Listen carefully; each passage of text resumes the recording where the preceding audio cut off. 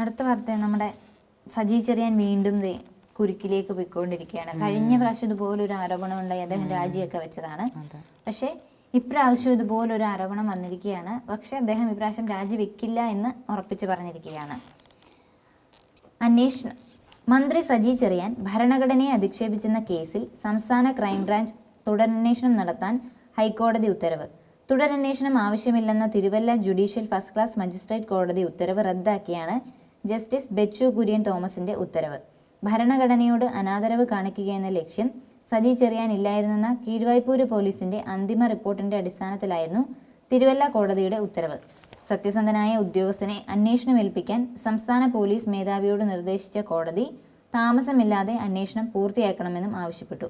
പോലീസിന്റെ അന്തിമ report റദ്ദാക്കണമെന്നും പുനരന്വേഷണം CBI ഏൽപ്പിക്കണമെന്നും ആവശ്യപ്പെട്ട് അഭിഭാഷകനായ ബൈജു നോയൽ നൽകിയ ഹർജിയിലാണ് ഉത്തരവ്.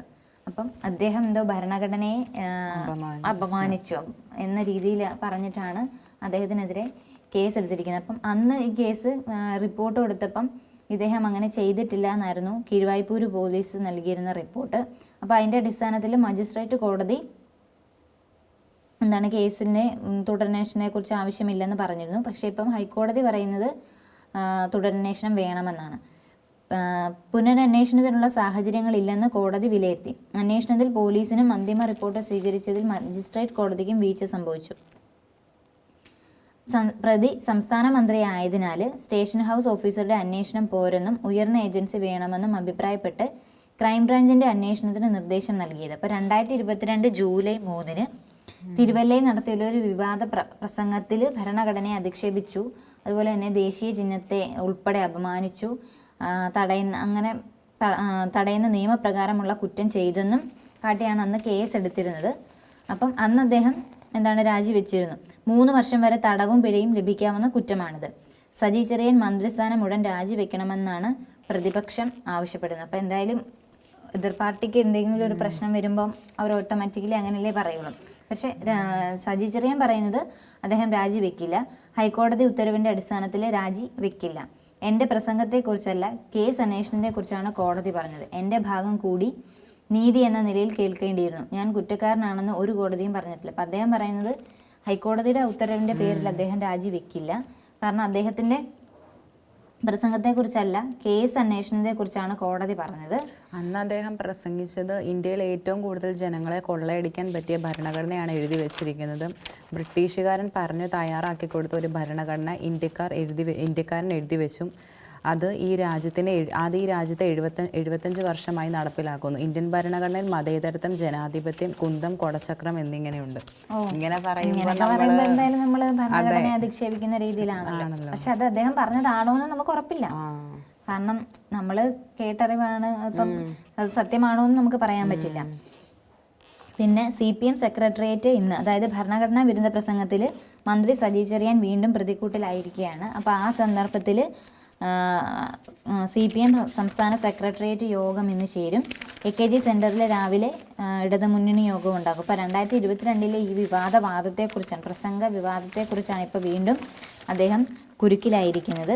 അപ്പോൾ മന്ത്രിസ്ഥാനം രാജിവെക്കേണ്ട എന്നതാണ് തീരുമാനിച്ചിരിക്കുന്നത്. എന്നാൽ പാർട്ടി കേന്ദ്ര നേതൃത്വം ശക്തമാകുന്നതോടെ അന്ന് വൈകിട്ട് തന്നെ രാജിവെക്കേണ്ടത്. അപ്പോൾ അന്ന് അദ്ദേഹം രാജിവെക്കുന്നില്ല എന്ന് തീരുമാനിച്ചിരുന്നതാണ്. പക്ഷേ അന്ന് പാർട്ടി കേന്ദ്രം ശക്തമായിട്ട് ഇടപെട്ടതിനാൽ അദ്ദേഹം അന്ന് രാജിവെച്ചിരുന്നു. പക്ഷേ ഇപ്പം എന്തായാലും രാജിവെക്കില്ല എന്ന് തന്നെയാണ് പറയുന്നത്.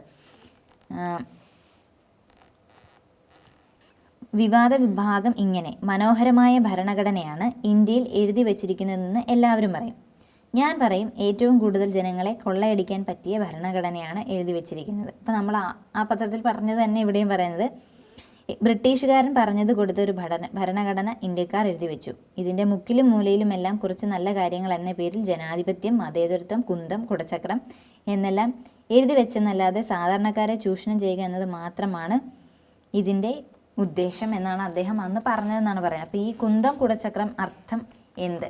അതായത് ജനങ്ങളെ കൊള്ളയടിക്കാൻ പറ്റിയ ഭരണഘടന, മതേതരത്വം, ജനാധിപത്യം, കുന്തം, കൊടചക്രം, കുന്തം, കൊടചക്രം എന്നിവയുടെ അർത്ഥം എന്തെന്ന് കോടതി ചോദിച്ചെങ്കിലും പ്രോസിക്യൂഷൻ ഡയറക്ടർ ജനറലിനെ വിശദീകരിക്കാനായില്ല. അപ്പം അന്ന് നമ്മുടെ കോടതി ചോദിച്ചിരുന്നു ഇതിൻ്റെയൊക്കെ അർത്ഥം എന്താണെന്ന്. പക്ഷേ പ്രോസിക്യൂട്ടറിന് അത് വിശദീകരിക്കാനായിട്ട് കഴിഞ്ഞില്ല. കുന്തമെന്നും ഒരുതരം പടക്കമെന്നുമാണ് ഒറ്റയ്ക്ക് ഈ വാക്കുകളുടെ അർത്ഥമെന്ന് ഡയറക്ടർ ജനറൽ പറഞ്ഞു.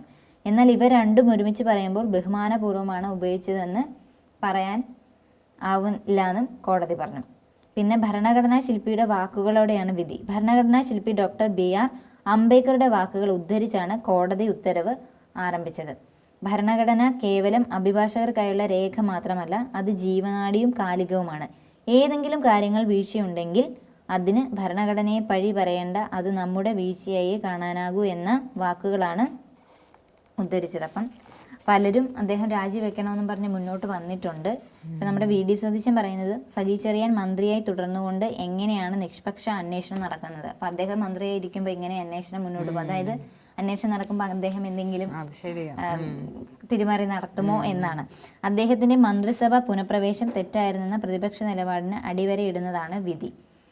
പിന്നെ KPCC പ്രസിഡന്റ് K സുധാകരൻ പറയുന്നത്, സജി ചെറിയാൻ ഒരു നിമിഷം പോലും അധികാരത്തിൽ തുടരരുത്. അദ്ദേഹത്തെ സംരക്ഷിക്കാൻ മുഖ്യമന്ത്രി തുനിഞ്ഞാൽ നിയമപരമായും രാഷ്ട്രീയപരമായും നേരിടും. അപ്പോൾ സജി ചെറിയാൻ്റെ രാജി തന്നെയാണ് എതിർ പാർട്ടികളെല്ലാം ആഗ്രഹിക്കുന്നത്. അപ്പം ഇനി അധികാരത്തിൽ തന്നെ തുടരുവാണെങ്കിൽ, നമ്മുടെ മുഖ്യമന്ത്രി കയറി ഇടപെടുകയാണെങ്കിൽ അത് രാഷ്ട്രീയപരമായും നിയമപരമായിട്ടും അവർ നേരിടുമെന്നാണ് പറയുന്നത്. അപ്പോൾ ഇദ്ദേഹം ഇങ്ങനെ പറഞ്ഞിട്ടുണ്ടോ എന്നുള്ള കാര്യത്തിൽ ഇപ്പം വിവാദ ഭാഗം ഇങ്ങനെ തന്നെ ആണെന്നാണ് പറയുന്നത്. അപ്പം എന്തായാലും ഇത്രയും ഒരു പ്രസംഗം നടത്തിയതിൽ ഒരാൾക്ക് തെറ്റി കേട്ടെന്നിരിക്കാം, പക്ഷെ എല്ലാവർക്കും അങ്ങനെ കേൾക്കണമെന്നിരിക്കല്ലോ. അപ്പോൾ അദ്ദേഹം മിക്കവാറും അദ്ദേഹത്തിന്റെ രാജി കാണുമെന്ന് നമുക്ക് പ്രതീക്ഷിക്കാം, വീണ്ടും ഒരു രാജി. പക്ഷെ അദ്ദേഹം രാജി വെക്കില്ല എന്നാണ് പറയുന്നത്. ഇനി പാർട്ടി എന്ത് തീരുമാനമാണ് എടുക്കുന്നത്, തീരുമാനം നടപ്പിലാക്കാതിരിക്കാൻ പറ്റില്ല, എന്താണ് തീരുമാനിക്കുന്നതെന്ന് അറിയില്ല. എന്തായാലും നമുക്ക് നോക്കാം സജി ചെറിയാൻ രാജിവെക്കുമോ ഇല്ലയോ എന്നുള്ള കാര്യം.